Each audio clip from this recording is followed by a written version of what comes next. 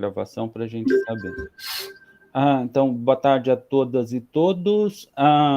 Estamos no sexto Leituras da Lógica de Hegel, do grupo Hegel Idealismo Especulativo, no âmbito das atividades do Laboratório Hegel. E nós, então, vamos fazer a apresentação do dia 29 de abril de 2022, começando pelo Tiago Pinho, que vai falar para a gente sobre a presença do para si, a luta de vida e morte e a mortalidade da presença, né? A gente já conversou aqui antes, eu pedi para o Tiago e para os demais apresentadores fazer uma apresentação de si um pouco, né, para contextualizar antes de começar a apresentação. Então, a palavra é sua, Tiago. Obrigado por participar. Certo. Agradeço muito o espaço aqui do grupo.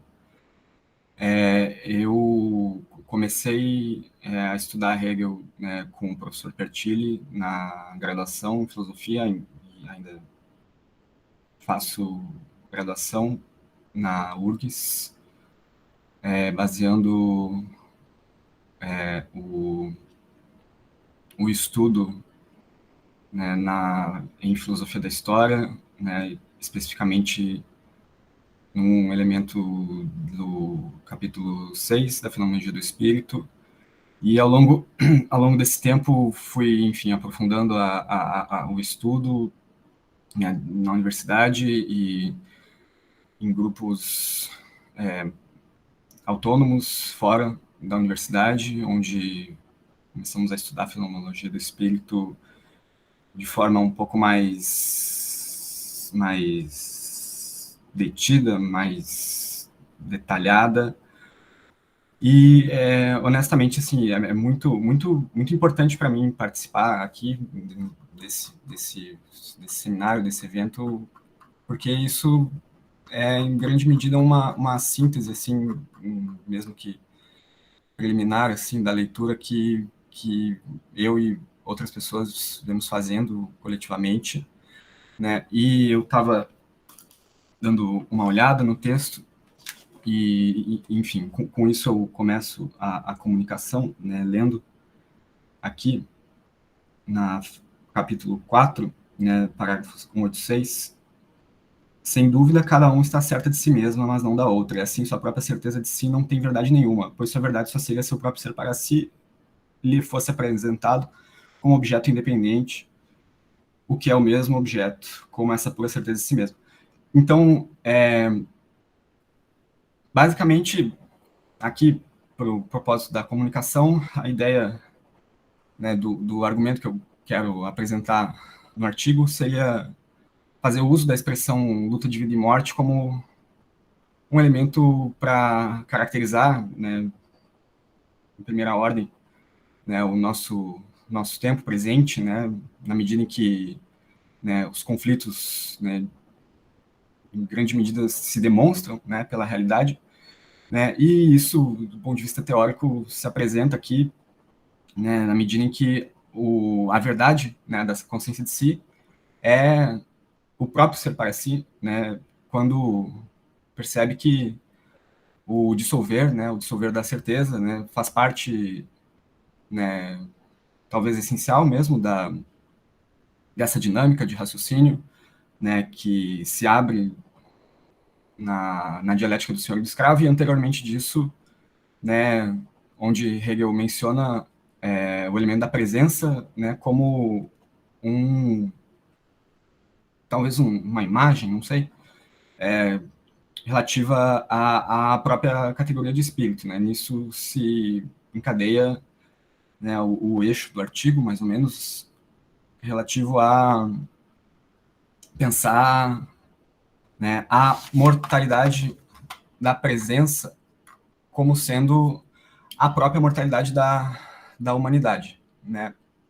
Porque, no caso aqui, a gente tem, né, nesse movimento real, né, de uma multiplicidade de conflitos em qualquer lugar, O aparecer desse ser para si enquanto negatividade absoluta, que significa, né, na luta de vida e morte, um conjunto de intervalos no tempo, né, como está escrito no texto, em que existe esse elemento do agir duplicado, né, ou seja, da consciência para consigo e da consciência para com a outra consciência, que na expressão, que é o foco do texto, se eleva ao tender à morte do outro, né, a tendência da oposição da vida de um para com o outro. E com isso, né, a gente tem, como está escrito ali no texto, no meu texto, né, o que me parece ser, né, uma primeira tomada de decisão, assim, do ponto de vista de uma consciência que, na síntese, no resultado dessa expressão, ela toma uma falsa, né, decisão de viver livre ou morrer escravo. E isso, por que eu digo que isso é uma falsa tomada de decisão?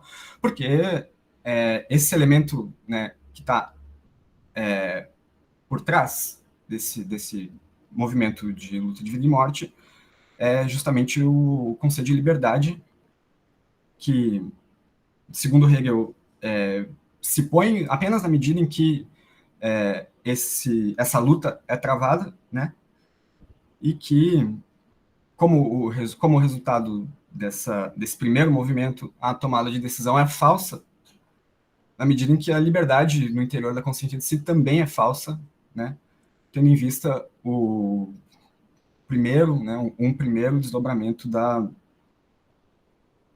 da tangência entre a consciência de si e a figura de consciência do espírito. E aqui eu leio meu texto. A verdade da consciência de si é a satisfação real de si no seu ser outro. E a expressão do texto Divina e Morte é a unidade de sentido gerador que podemos nomear como mortalidade da presença. Ou seja, essa expressão ela tem como fundamento, ao que me parece, o que está posterior, né, ao parágrafo que é foco no meu texto, que significa o medo primordial da morte, né, que, por oposição à vida, né, a consciência de si se apresenta independente, de uma forma não conectada, né, seja sentimental, afetivamente, ou mesmo materialmente, né, na medida em que precisa se colocar nessa posição de luta com outra consciência. E o que aparece novamente é uma experiência que se torna igualmente desesperadora, né, cujo resultado aí no fechamento, né, passando muitas contradições, muitas linhas, né, é o aparecer de uma consciência livre nos três marcos da parte B da consciência de si. Um outro elemento do meu texto que não foi exatamente desdobrado com muito detalhe é a ideia, né, justamente dessa expressão baseando, né, num certo acúmulo pregresso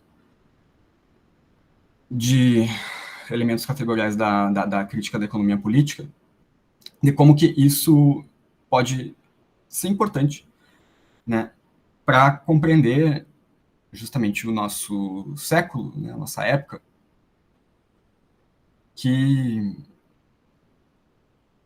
bom, sendo de forma simples, né, dita, que conflitos sociais não são exatamente algo monstruoso ou algo que está fora da lógica do real, essa expressão ela tem uma espécie de valor de uso para garantir, pelo menos do ponto de vista teórico, né, como eu digo no meu texto aqui, uma ideia de busca por algo que não seja exatamente conflitos, né, conflitos sociais, sejam o que quiser que seja, né, luta de classes, ou guerras, ou coisas que no nosso tempo presente a gente já assiste e sente ver muito, né, cotidianamente. Passando mais para o final da apresentação, né, mais uma citação aqui, eu leio: quando o fenômeno da guerra é demonstrado pela realidade, sempre haverá medo, desespero e dúvida, enquanto o futuro da humanidade continua posto sob medidas políticas e deliberativas injustas, sendo constantemente manchado de sangue por motivos alheios ao interesse comum da humanidade de viver em paz. Então, essa ideia de mortalidade da presença, né, ela está, na verdade, aplicada, né, ao próprio ser material da vida humana, né, do ser social, se quiser, quem quiser.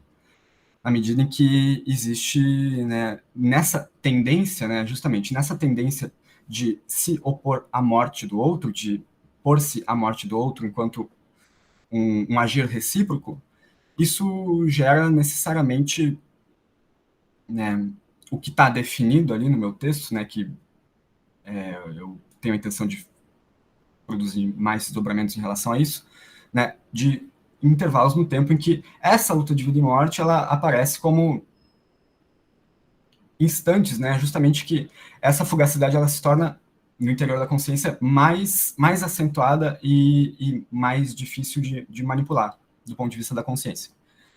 E eu concluo aqui com a citação final do meu texto, né? E essa citação, na verdade, ela deve ser interpretada do ponto de vista teórico, em primeiro momento, como a ideia de que, sendo a humanidade uma espécie de refém de si mesma, não significa que o contrário, ou seja, não ser refém de si mesmo, não possa ser verdade, né? Na medida em que esses conflitos, né, que eu referencio, né, na figura de consciência do espírito aqui, né, o espírito é a substância e a essência universal igual a si mesma e permanente, inabalável e irredutível fundamento e ponto de partida do agir de todos, seu fim e sua meta, como também o em si pensado de toda a consciência de si. Ou seja, o espírito é o mundo do ponto de vista da consciência de si. É o mundo do ponto de vista da consciência de si. E esse ser da vida, na medida em que se torna um espírito objetivo, fazendo aí a diferença com a natureza, não significa, né, por definição, ou como quer que seja, que se trata de um elemento infinito, né, ao contrário da natureza, e justamente na medida em que esse espírito objetivo, essa história humana universal, põe sob risco a sua própria continuidade e, com isso, a descontinuidade relativa da natureza no mundo, né? E concluo, enfim, com a citação aqui do Istvan Meszaros, que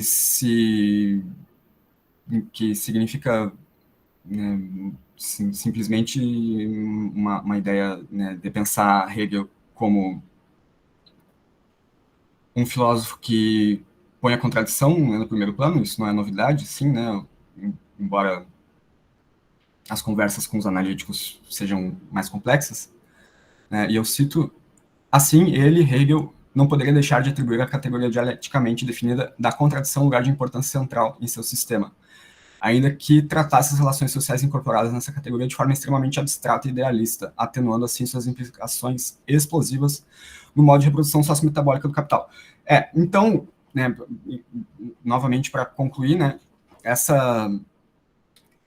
a contradição, ou o complexo de contradições que na sociedade vão se tornando mais acentuadas, né, segundo o Meszaros, ao ponto de limites, né, que também eu digo no meu texto, né, sobre a realidade limite da sociedade, né, que são justamente a finitude dos recursos, né, enquanto capacidade de se tornar valor de uso, e o conjunto de contradições que se geram a partir do esgotamento material das forças produtivas, ou seja, do planeta e da própria humanidade, né, enquanto meio para acumulação capitalista, cujo resultado é número. E com isso eu concluo a apresentação.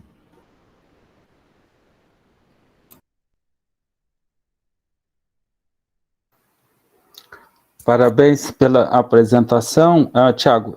Tiago, eu queria começar, na verdade, fazendo algumas observações gerais. A primeira delas é em relação ao trabalho em si. Deixa eu só recuperar aqui, peraí. Eu não vi explicitamente no seu trabalho uma referência ao capítulo da lógica do para si, uma discussão com ele. Eu vi implicitamente, mas eu acredito que os outros participantes vão acabar falando sobre isso. Se não acabarem falando, eu volto aqui. Então, eu estou dizendo isso principalmente no caso da publicação depois, porque se você for submeter um texto à publicação, é interessante e importante que essa correlação esteja explícita, tudo bem? Porque, assim, esse evento é um pré-evento do evento feito pelo professor Agemir, pelo professor Jung e pelo professor, se eu não me engano, Jair, né, Tauschen, e de leitura da ciência da lógica de um capítulo específico. Então, não é, vamos dizer, alguma coisa em aberto. Só que a forma com que a gente desenvolve as leituras é podendo fazer leituras atuais ou de outras partes da filosofia do Hegel, mesmo com outros autores, mas correlacionando diretamente com esse texto, né? Eu notei algumas citações, mas isso precisa ficar mais explícito e mais vincado, tudo bem? Mais claro. Então, mas isso a gente vai conversar na sua exposição aqui. Uma outra coisa que eu gostaria de comentar no geral é o seguinte: eu não consegui captar a questão do seu texto ou do seu trabalho, né? Então, eu aproveito que isso aqui é um grupo de estudo nosso, inclusive, né, dos nossos alunos aqui, e para diferenciar, vamos dizer, para falar um pouco sobre a construção de textos, de artigos, né, mesmo de monografias, dissertação de mestrado, doutorado e etc. Existe uma diferença entre uma obra ter uma questão e uma obra ter um tema, né? Um tema é um tema, a gente pode delimitar aqui, por exemplo, para si em Hegel, né? E o que eu posso falar sobre esse tema? Qualquer coisa que tenha a ver com para si em Hegel. E quando isso termina? A princípio, nunca, porque a gente pode falar sempre do para si Aristóteles, para si e Marx, para si e em relação à fenomenologia do espírito e etc. Então, em geral, e é desejável, num certo sentido, que um texto, um artigo, ele tem uma questão. E o que é uma questão? A questão pode ser entendida como algo que tem uma interrogação no final para ser respondida. E, nesse sentido, há um certo fim da coisa, um terminar, porque foi respondida a questão. Porque, assim, o que eu notei do que você falou, você me trouxe várias, né, reflexões aqui e ali sobre a obra hegeliana, sobre uma parte, outra, interessantíssimas, eu acho que podem ser mobilizadas para uma interpretação de várias coisas, mas eu não senti a questão, porque eu não... Então, a minha primeira questão é essa: você ouve uma questão, se sim, qual questão você está respondendo? Ou se no final das contas, não, você mais foi um tema em torno de alguma coisa, e aí eu queria saber com um pouco mais de precisão o tema.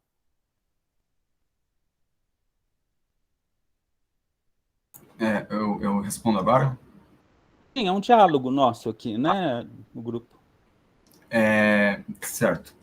A questão a questão em si é, do ponto de vista prático, a extinção da humanidade, né, Ricardo? Então, veja, apesar de em geral a gente falar a questão, isso é um tema, não uma questão. Porque não é uma pergunta, não tem como. A questão é tipo assim: qual é a questão? Vai haver a extinção? Não vai? Estamos correndo riscos de extinção? Entende? É uma pergunta, e aí a gente responde a isso. Então, na verdade, pelo que eu estou sentindo, você tem mais um tema do que exatamente uma questão, nesse sentido que eu estou dizendo, entende? Eu posso trocar, então. Qual é a pergunta que o seu trabalho está respondendo? A pergunta, a pergunta, a pergunta que eu quero responder do ponto de vista prático é como não fazer acontecer essa extinção, né? Por isso, a questão da luta de vida e morte, né? Tendo em vista que Não, essa expressão... não, tudo bem, só quero a pergunta, a questão, né? Então, na verdade, ela pressupõe, então, uma outra questão anterior, que é, está ocorrendo a extinção da humanidade? Sim. Né? Porque extinção da humanidade não é extinção de alguns seres humanos, extinção da humanidade é da espécie como um todo. Isso. Então, talvez seu texto tivesse duas questões. Uma, está ocorrendo a extinção da humanidade, e provavelmente adotamos que sim, e como fazer? Ou talvez está ocorrendo a extinção da humanidade, e se sim, como fazer para evitá-la? Né? Então, seria talvez essas duas questões. Né? Mas veja, então, que colocado dessa forma, o seu texto não tratou exatamente dessa questão. Tudo bem? Porque assim, eu não sei se está ocorrendo ou não. E eu não sei o quanto o ser para si ajuda na resposta dessa questão. Entende o que eu quero dizer? Então, por que eu estou dizendo isso? Isso é natural. Eu acabei de fazer um comentário muito parecido com esse numa banca de doutorado que eu participei. Né? Então, veja que isso não é algo incomum de ocorrer. Mas qual é a diferença? A diferença é essa. Um trabalho científico, em geral, ele busca responder uma questão, uma pergunta. Porque senão ele fica muito aberto, porque senão não tem o que terminar, não tem ponto de... Né? Então, eu só queria trazer um pouco isso para a nossa análise aqui, né? Antes do pessoal começar a falar e discutir. Bom, eu vou abrir, então, para os demais, e eu retorno depois. Eu não gostaria de mobilizar, pelo menos nesse início, a nossa discussão. A gente tem aí um tempo, né, para conversa. A princípio, iria até às 15, mas a gente começou um pouco mais tarde, então a gente pode ir um pouco mais adiante, se for o caso. Então, eu abro para perguntas, para as questões, para né, críticas, se quiserem fazer, ou conversa. Quem gostaria? Alexandre? Primeiramente, muito boa. Se puder abrir a câmera, Alexandre, para a gente poder te ver. Sem problema algum. Todos conseguem me ouvir? Perfeitamente? Beleza. Então, primeiramente, muito boa a sua apresentação, né? E a minha questão é muito mais de uma questão de esclarecimento, né? Porque você falou de mortalidade da presença como sendo a morte do ser social ou material. Eu não consegui entender muito bem isso, em específico, durante a sua exposição. Você poderia, por gentileza, esclarecer isso? Só isso mesmo, minha pergunta. Sim. O que eu quis dizer com a expressão mortalidade da presença, né, no que toca especificamente a pergunta, é a relação do ser humano com a natureza e o fato de que essa relação ela se torna destrutiva. E com isso, né, tendo a mortalidade da presença do ser humano no mundo, né, em vista, gera necessariamente uma tomada de posição, em primeiro lugar, e também gera a capacidade de poder também decidir se isso acontecerá ou se isso não acontecerá. E especificamente em relação à morte do ser social, né, isso tem pelo menos dois sentidos para se trabalhar, que seria, né, o fato, né, de que essa presença, né, a presença da consciência de si em vista, né, ao mercado de trabalho, ela gera, né, o momento, né, primeiro um momento, né, do desespero, segundo momento também do medo, à medida em que esse mercado, né, enfim, para não alongar muito e também não me perder no raciocínio, faz parte do mundo e faz parte, né, do meio pelo qual esse medo primordial faz se aparecer na consciência, né? E, por outro lado, o ser social enquanto o conjunto, né, dos seres humanos, a humanidade em si. Isso seria também a natureza, no caso? Seria a natureza do ser social, mas o ser social com a relação da natureza através da capacidade de fazer com que a natureza seja útil, enfim, enquanto taça, enquanto computador, né, valor de uso, né, para ser bem curto e grosso, assim. É que você fala que esse medo, né, da natureza, eu achei.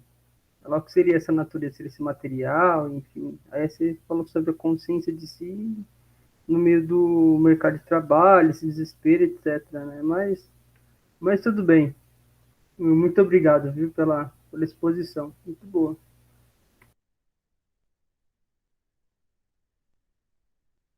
Quem mais? Tiago, sua câmera está fechada. Se você pudesse abrir, é melhor para a gente poder se olhar e conversar, né? Gabriel? Olá, boa tarde. Primeira questão, né, na verdade, para o Tassinari, se tem problema, eu sair um pouco aqui do ser para si na minha questão, ou se é melhor a gente ficar mais delimitado sem problemas? A princípio, sim, a gente retoma depois. O único problema é a gente começar a gastar muito tempo e não retomar depois, mas fica à vontade, aí a gente vê como conduzir. Ok. Parabéns, Thiago, pela apresentação, pelo trabalho aí, pela pesquisa. Uma questão que eu teria é que logo na primeira página do texto que você disponibilizou para a gente, aliás, agradeço, no resumo, você coloca, tem esse trecho aqui, ó. Vou citar aqui no chat, copiar e colar, que para mim você deixa claro qual seria o objetivo, né? Buscar uma ideia forte, uma explicação de como e por que ainda há na história da humanidade conflitos de tão grande ordem no século XXI. Você disse que sua pesquisa se fundamenta mais na filosofia da história, então o que eu queria saber, porque eu já pesquisei um pouco sobre isso na graduação, é se você se deparou nessa pesquisa com o conceito de progresso e 2, se você foi na filosofia da história, né, na obra Lições sobre a Filosofia da História, ou se sua pesquisa se restringiu à fenomenologia. São essas duas questões. Obrigado e parabéns mais uma vez. Só um minutinho, tá. No caso, a pesquisa, ela foi essencialmente feita baseada na fenomenologia do espírito. E só, acho que talvez um erro de comunicação, eu fui introduzido ao estudo de Hegel em uma disciplina da graduação de filosofia da história, não uma pesquisa em filosofia da história. Bem, o sim também sim, né? A ideia de progresso aqui não se menciona exatamente no texto, mas está diretamente relacionado aqui também, eventualmente, na pesquisa eu vou precisar elaborar sobre isso também.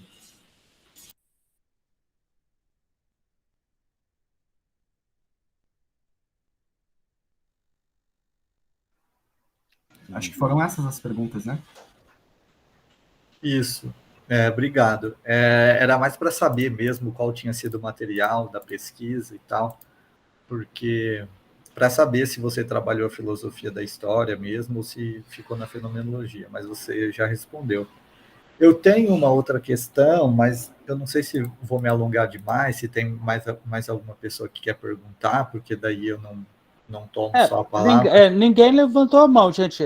Sinta-se à vontade. Isso é uma conversa, um bate-papo entre pesquisadores. Assim, a gente não ganha nada para estudar Hegel. Alguns talvez uma bolsa, mas mesmo assim tiveram que conseguir ela. Em geral, a gente se sustenta para estudar Hegel. Então, todo mundo está aqui tentando estudar esse autor, conversar sobre esse autor, né? Então, a ideia é essa mesma, a discussão, né, de pessoas que estudam Hegel para esclarecer, para poder caminhar. Então, a Manente levantou a mão, né? Mas pode fazer a sua pergunta, Gabriel, eu acho que depois ele coloca a dele. Ok. É uma questão que eu reparei, né, um conceito que eu sempre procuro, que no seu texto você menciona a contradição, acho que em 3 partes, né? Você fala, acho que lá na página 3, mais ou menos, você fala, cito, né? Nos daremos por contentes em simplesmente esboçar brevemente um breve contraste em sentido crítico, tendo por eixo a ideia de espírito e a categoria da contradição, e daí depois, quando você vai falar, acho que da consciência de si e a relação da consciência de si com o espírito, você menciona uma contradição entre a luta pela morte, pela vida, e no final, né, de uma citação do Mesaros, não sei se é exatamente assim que fala, né, ele menciona a contradição. Se você puder, é claro, clarificar um pouco exatamente como você está entendendo a contradição nesse contexto, né? Onde ela se encaixa, porque não ficou tão claro para mim, mas não precisa ser, pode responder como você desejar.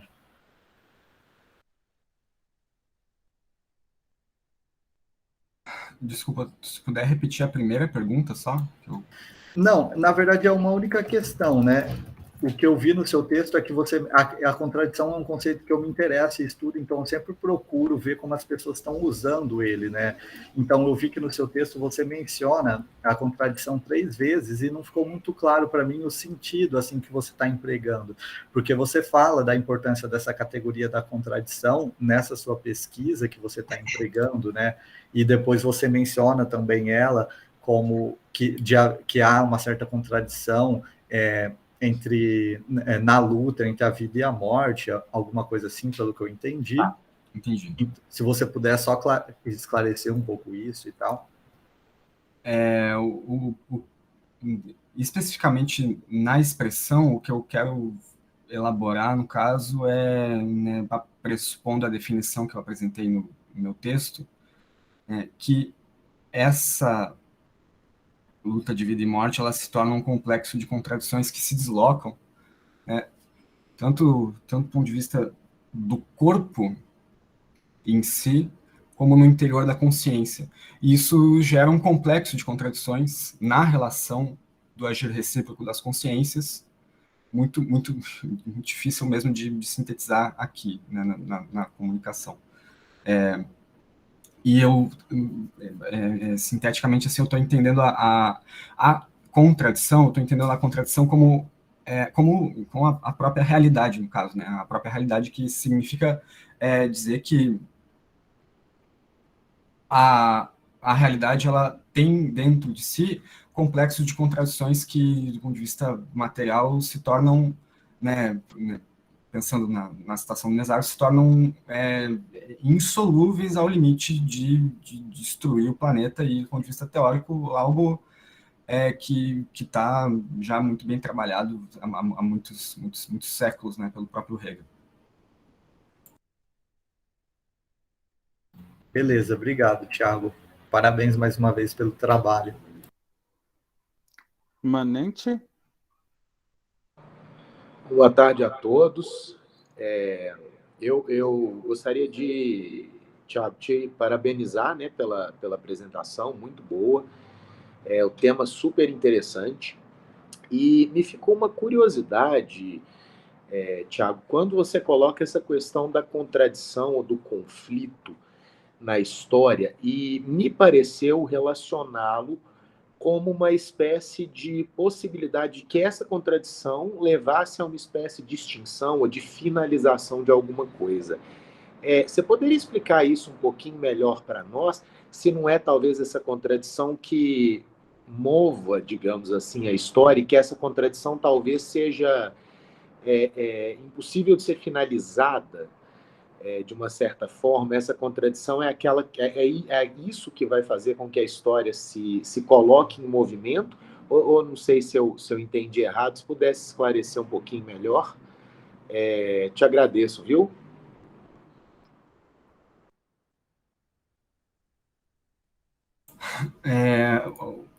Então, o que me parece assim é que a contradição é necessariamente complexo de contradições.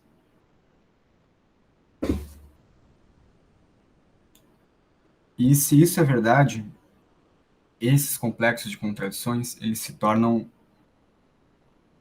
cada vez mais ao longo do tempo, né, ou da história, mais difíceis de se resolver, né? E eu digo no meu texto, por exemplo, que tem, né, um fundamento que se coloca no meu texto que é a forma-mercadoria. E essa forma-mercadoria, ela se generaliza no espaço, no tempo da humanidade. E assim se geram esses complexos.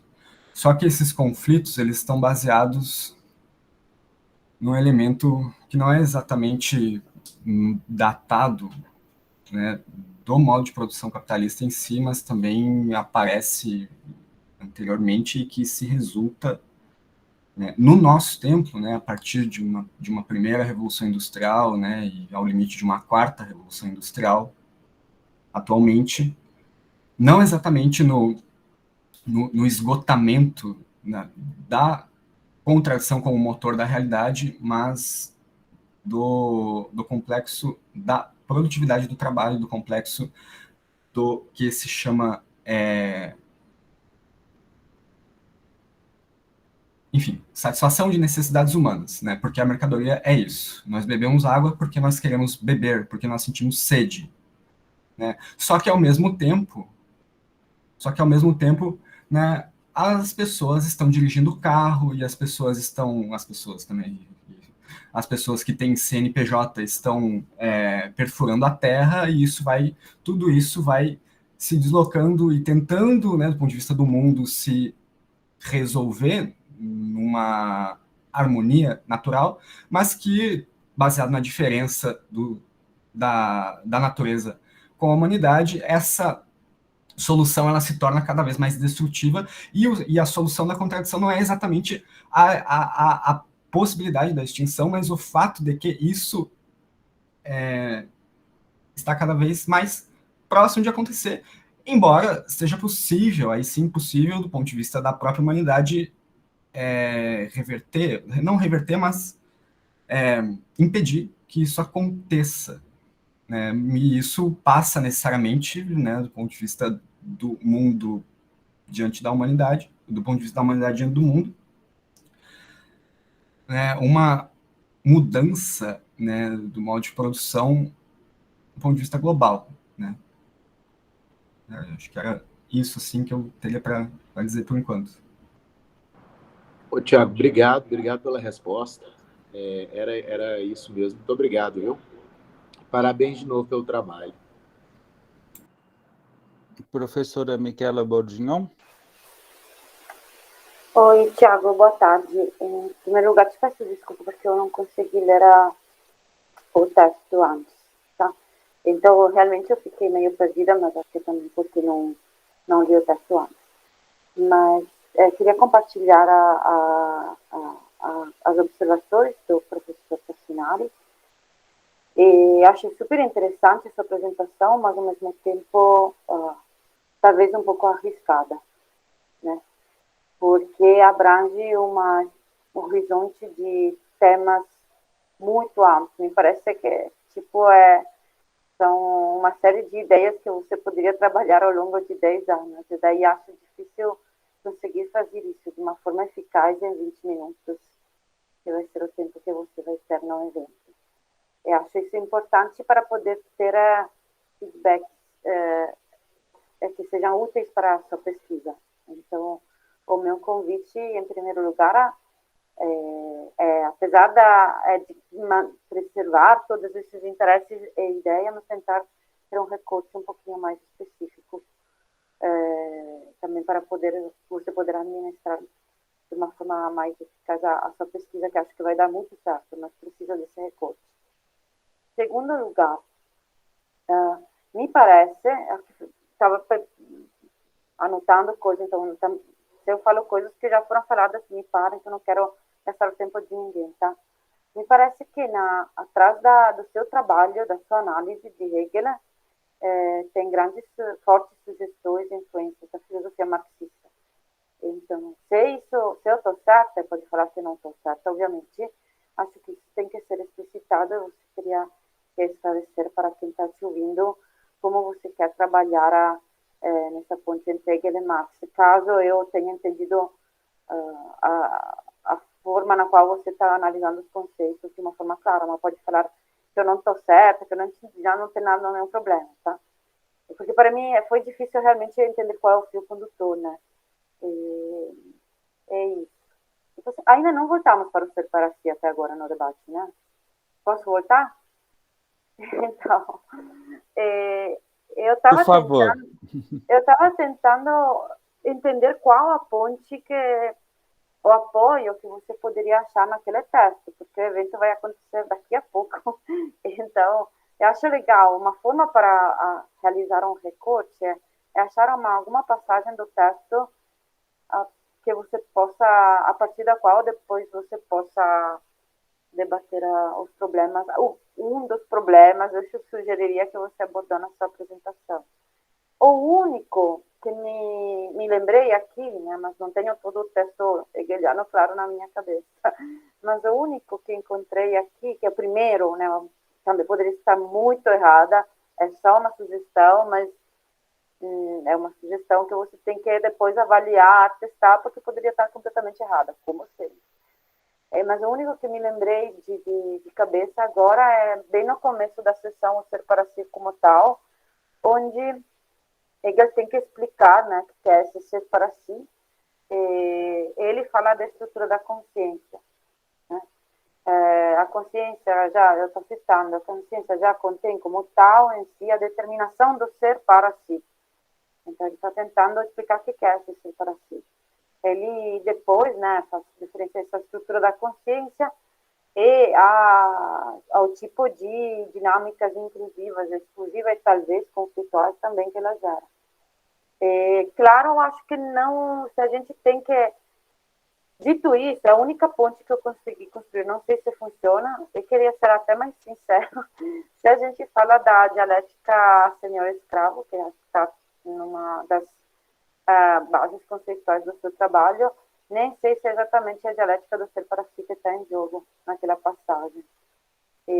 Então, quando você faz essas relações, tem que tomar bem cuidado e deixar claro para o leitor o tipo de operação que você está fazendo, que não é uma operação meramente hermenêutico-interpretativa do texto, mas você quer usar o texto, eu acho, para dizer coisas que não estão somente no texto hegeliano, não é uma mera análise que você quer fazer. Tá? Você quer usar determinadas ferramentas conceituais para resolver problemas que têm a ver, talvez, mais com a contemporaneidade do que com o próprio texto hegeliano, me parece. O que está tudo, eu acho ótimo, mas é muito, tem que tomar cuidado sobre como você usa as categorias que você está usando. Explicar bem para o leitor como você está trabalhando. E para deixar todo mundo confortável, acho. Não sei, são as minhas impressões de alguém que, peço desculpa de novo, não ler o texto, que acompanhou a sua apresentação, para a qual te agradeço, né? Muito. Eu sempre aprendo muito quando eu venho aqui, apareço aqui para ouvir vocês falarem, e também você, Thiago. Então, te agradeço de verdade, tá? E parabéns.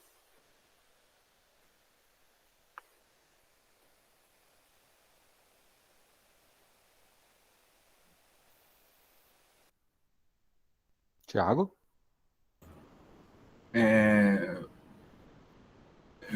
Na verdade, eu tive um pouco de dificuldade em escutar,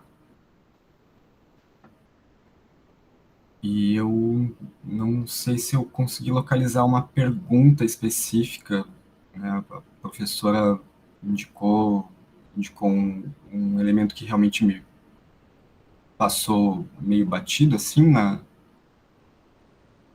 sessão.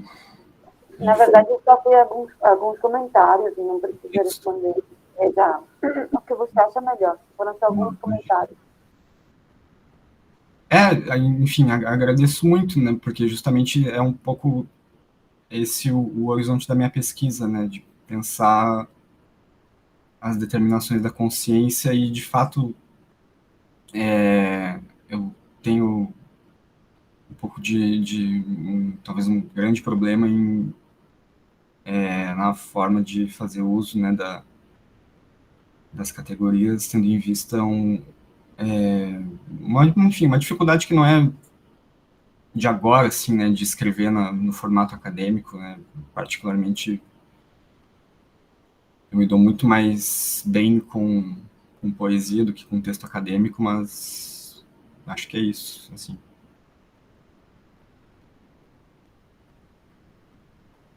Eu só tenho na verdade, eu tenho uma dúvida, eu tenho uma dúvida, esse encontro agora vai acontecer um novo evento agora, da exposição dos textos, das comunicações? Está mudo. Está me ouvindo? Não exatamente. O que nós vamos fazer é simplesmente um relato desse nosso estudo aqui. Então, provavelmente, o que vai entrar é só o resumo da sua comunicação ou alguma coisa assim, que é o que tem acontecido nas nossas participações do evento, né, do professor Egemir na PUC do Rio Grande do Sul. Você não chegou a ler aquela parte para submeter o trabalho? Lá a gente explica o evento, como vai ser. Bom, de qualquer forma, então, para participação no próximo evento, vai ser simplesmente o resumo do seu trabalho, daquilo que você acabou expondo aqui para nós, certo? E um certo resumo do que aconteceu aqui. Tudo bem?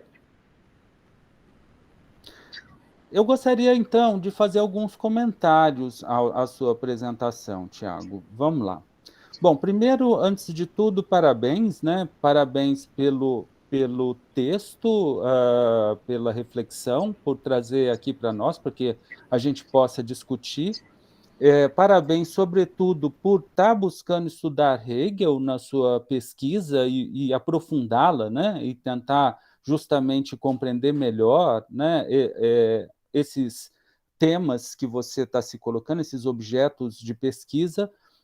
Eu sugiro a você que, mesmo na sua pesquisa individual, né, do Tiago mesmo, em relação a esse conhecimento, você se coloque uma questão, né, e busque respondê-la. É mais fácil, claro que para o estudo, na graduação, ou da gente ter curiosidade, querer saber uma coisa ou outra, ou aprofundar no estudo do Hegel, de Marx, o que ele quer saber, é natural, a gente faz isso, né?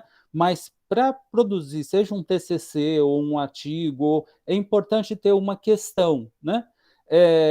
Por que isso? entre outras coisas, fora a questão de metodologia, de te facilitar a vida, de ter delimitação, de escutar menos críticas e etc., ele pode ser uma questão que interesse aos outros pesquisadores, porque, assim, a princípio, sendo bem sincero com você, se um pesquisador pega um artigo de um aluno, por exemplo, de graduação, lá falando, é a dialética senhor escravo, a pessoa nem vai ler direito, porque, tipo assim, todo mundo discute isso, está lá no próprio Hegel e etc. Se tem uma questão do tipo assim, como ser para si, a relação da categoria do ser para si, da ciência da lógica e a dialética do senhor escravo.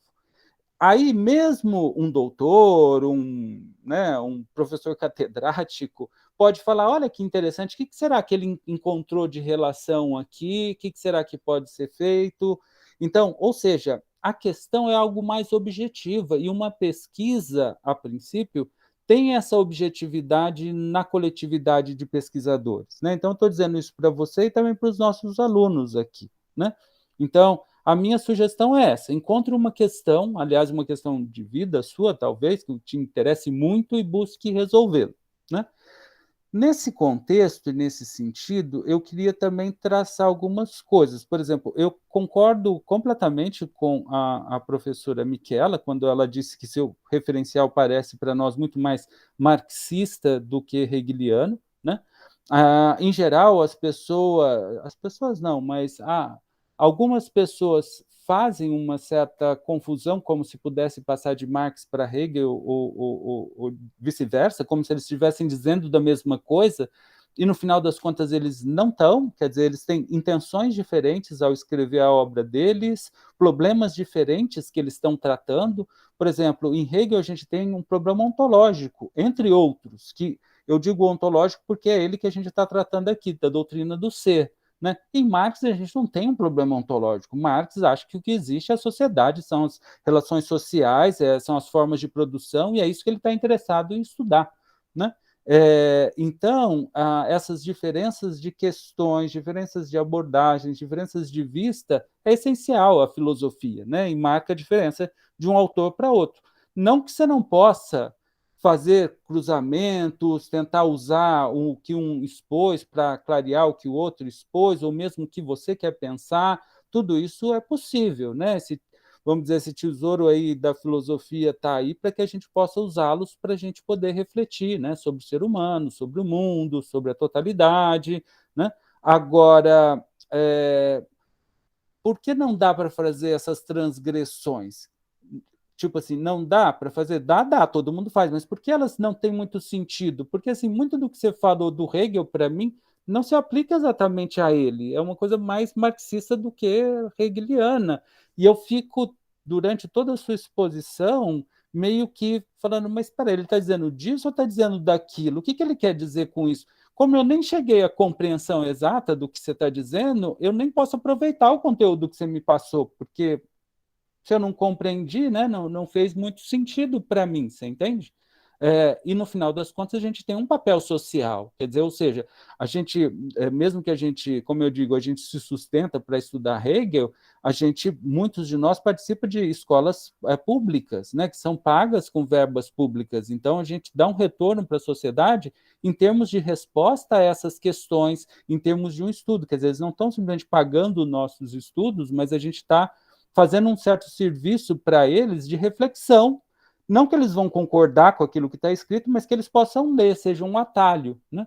Isso desde, né, as pessoas comuns até os acadêmicos, é o que a gente faz no final das contas, né? Pelo menos assim eu entendo. Mas voltando então à sua questão, né? Em relação ao ser para si, a questão que parece que você se coloca e está mais vinculado, que é a relação senhor-escravo, me parece que ela está muito mais relacionada à passagem à razão, à passagem à consciência, à autoconsciência universal. É isso que o ser para si representa, muito mais do que o ser que o escravo tem, a autoconsciência que o escravo tem de si, ou a autoconsciência que o senhor poderia vir a ter de si, né? Então, o ser para si tem essa completude. Então, eu iria por aí, mas, novamente, a gente precisa tornar mais claro como essas categorias estão se relacionando, né? E falando um pouco, assim, voltando um pouco naquela história, né, do Marx, Hegel ou outros autores, né, o que o evento aqui se propõe, aqui, e o do Agemir, motivado pelo evento do Agemir, é uma leitura, né, da ciência da lógica mesmo, em especial aqui uma leitura dessa seção do ser para si. A gente quer olhar o texto, a gente quer ouvir o texto, né? Quer compreender esse texto, e para, a partir daí, fazer uma utilização dele, né? E para isso a gente tem que estar aberto a uma certa mudança, inclusive mudança de visão de mundo, né? De nossa ontologia, da nossa metafísica, né? Aqui o Hegel está tratando da doutrina do ser, né? Hegel vai defender aqui que a verdadeira situação é o idealismo, por exemplo. Você não precisa concordar com ele, mas não é porque você discorda que simplesmente você não vai escutá-lo, não vai ouvir, não vai reproduzir os argumentos, não vai dialogar com ele. Mas tudo isso precisa ser trazido, esclarecido para fazer essa comparação, né? E isso eu senti falta no seu texto. Tudo bem? Então, aí, voltando na questão, né, da fenomenologia, talvez o melhor seja justamente essa passagem à razão, e é isso também eu senti falta no seu texto, a passagem à razão, né? Como fica? Porque esse é o referencial hegeliano, e esse também é o problema de não se ter uma questão, porque se você me traz uma questão do tipo, como você trouxe, há uma extinção da humanidade, ela vai se extinguir ou não? Eu me perguntaria, mas o que isso tem a ver com o ser para si? Tudo bem? E aí a resposta a essa questão, então, o que o ser para si tem a ver com a extinção da humanidade, é que poderia ser a questão do seu texto. E aí sim a gente vai discutir isso, mas até então a gente não sabe muito bem o que discutir, tudo bem? Eu queria comentar também algumas outras coisas, que é assim, as pessoas entram muitas vezes no pensamento do Hegel, seja pela fenomenologia do espírito, seja pela filosofia do direito, né? E muitas vezes ou se esquecem ou não levam em consideração que Hegel tem um sistema, né? E que Hegel quis expor a sua filosofia como um sistema, né? E isso está exposto na Enciclopédia das Ciências Filosóficas, né? Então eles acabam tomando, vamos assim dizer, como o livro principal do pensamento hegeliano, seja a fenomenologia, seja a filosofia do direito, seja os cursos da filosofia da história, e etc., e eles não são, segundo o próprio Hegel. Mas dizer que não é o principal não significa dizer que um é mais importante que o outro, mas significa dizer que eles se coordenam num sistema e que para entender qualquer parte, você, segundo o próprio Hegel, aliás, você precisa entender o sistema, você precisa entender o que está sendo posto ali e por que está sendo posto. E uma das perguntas é por que na exposição do sistema, Hegel divide em três, né? Ciência da lógica, filosofia da natureza, filosofia do espírito, por que ele começa com ciência da lógica? Se Hegel queria estudar as relações sociais, por exemplo, como na filosofia do direito, por que começar a fazer um livro, 3 livros sobre lógica? E que lógica é essa que o Hegel está fazendo? Por que ele precisa fazer isso? Basta ele tratar das relações sociais mesmo, né? Ou mesmo na fenomenologia da experiência da consciência, tá bom, ele queria que esse fosse o primeiro livro da exposição do sistema, quando ele começou a montar o sistema dele, mas depois ele percebeu que não. Tanto que a Fenomenologia do Espírito não é o primeiro tomo da Enciclopédia das Ciências Filosóficas, né?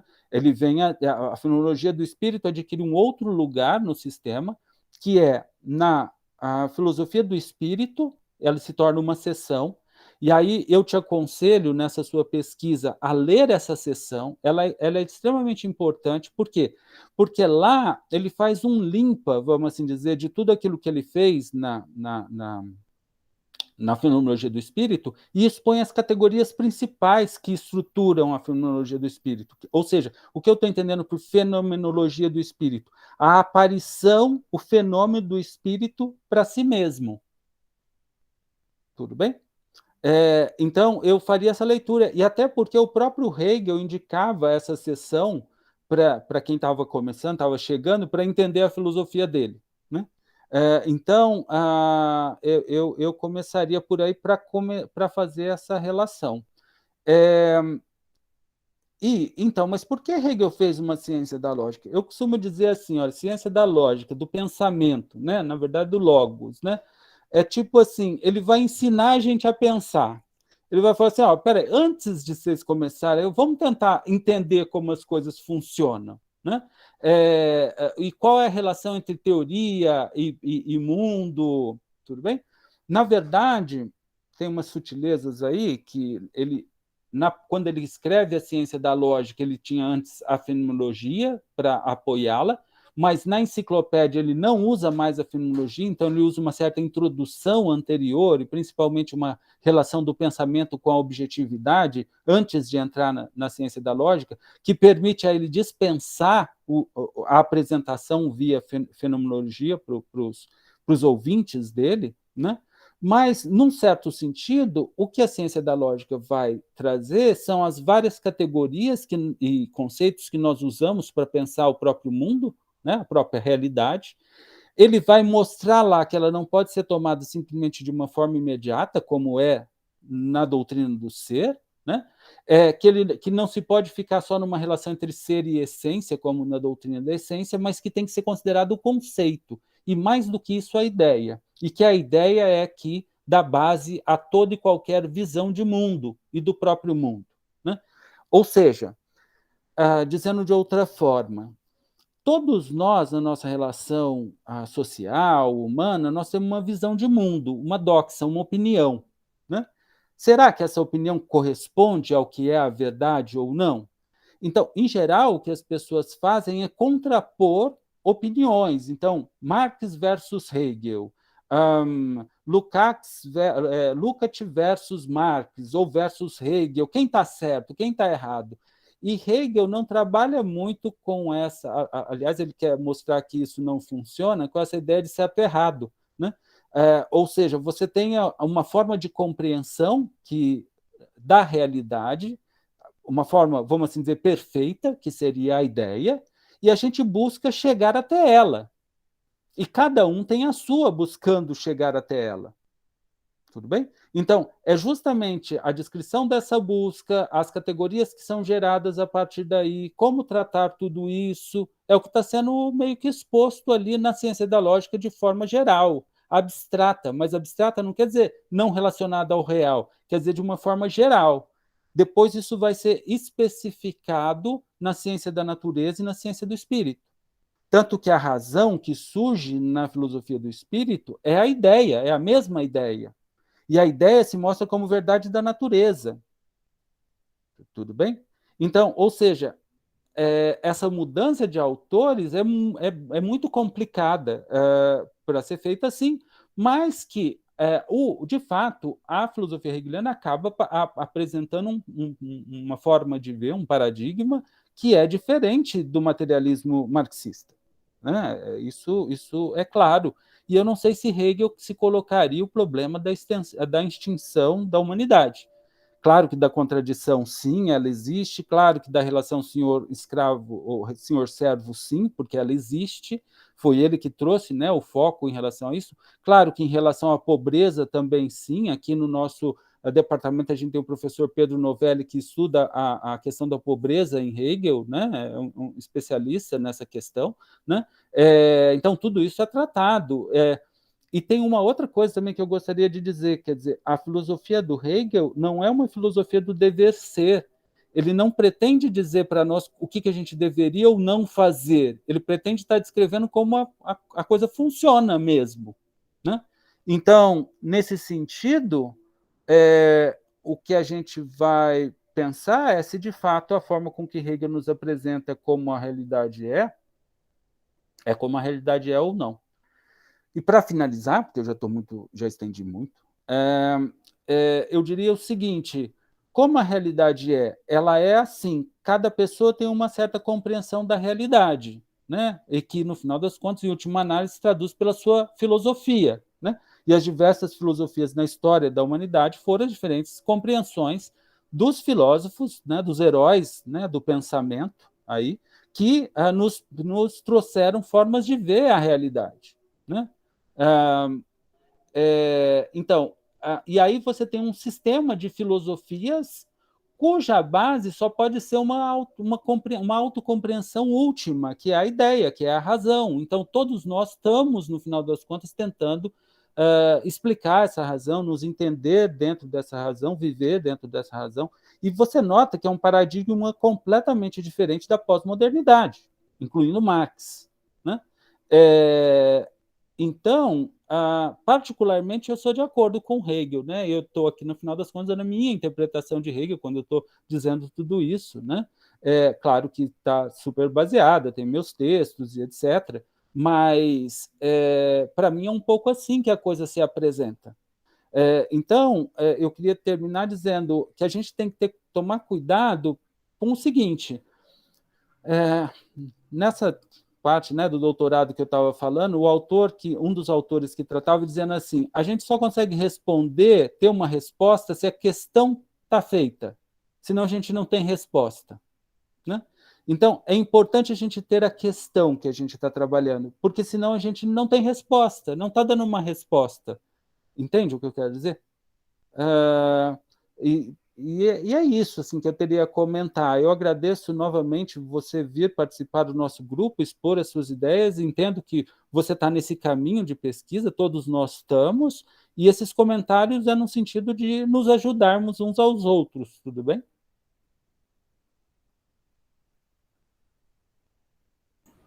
Tudo bem. Agradeço muito a oportunidade de fazer presente aqui no seminário. Eu também não estou muito familiarizado do funcionamento, né, das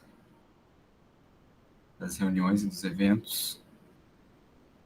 E, enfim, tomei algumas notas aqui sobre os comentários, relativos enfim, próximos passos na pesquisa e como e o que escrever. E acho que é isso. Muito obrigado. Nós que agradecemos.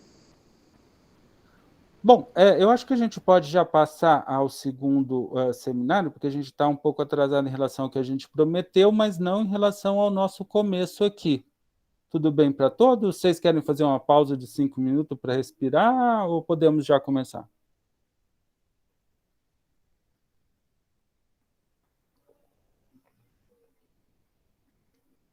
Bom, como ninguém se manifestou pela pausa, acredito que podemos começar então.